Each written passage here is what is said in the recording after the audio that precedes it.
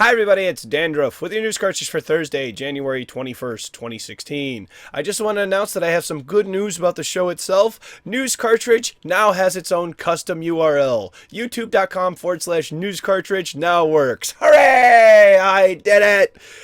The beta for The Division starts on January 28th for Xbox One users and January 29th for PC and PS4, but you can preload the game to maximize your time 2 whole days ahead of launch. There's a link down in the description below for Deals On to get an Xbox One bundled with Gears of War Ultimate Edition for $280. That's really cheap. And Splatoon's final map is out today, which marks the last piece of DLC for Splatoon. There is no more paid or free DLC content planned. Yesterday we talked about butts. Today we're going to talk about lesbians. Yep, here on News Cartridge.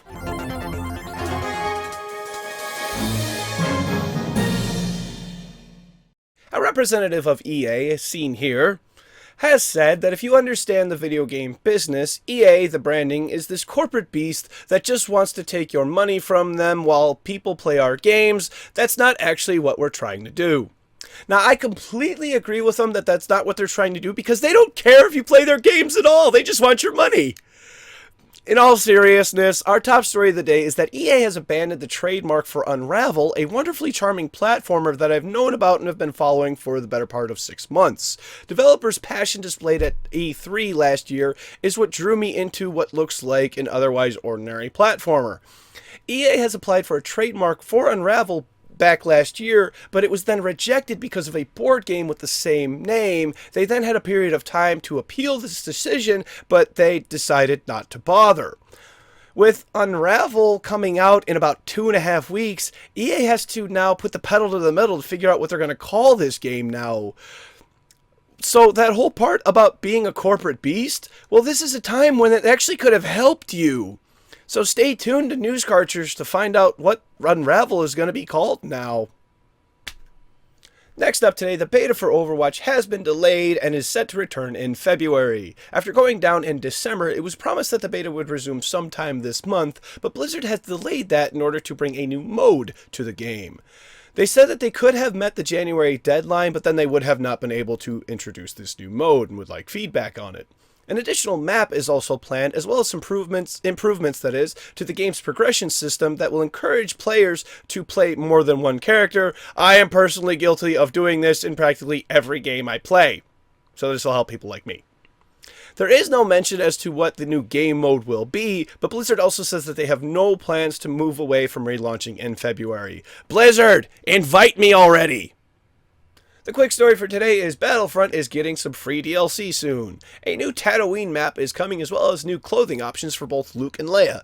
You can now also create private matches in case you're tired of those old pickup groups. Daily challenges and community events will also be seen. Free DLC was promised by EA, and this is the second installment of that DLC. Hopefully there's more to come, as EA has not made any sort of schedule for the post-launch of Battlefront. So our last story is another odd one, a bit more controversy like yesterday, but of a different flavor. Fire Emblem Fates is a game that launches in North America on February 19th. The North American version will not be exactly the same as the Japanese version, as changes will be made to the character Soleil, who is a lesbian with a quirky personality trait.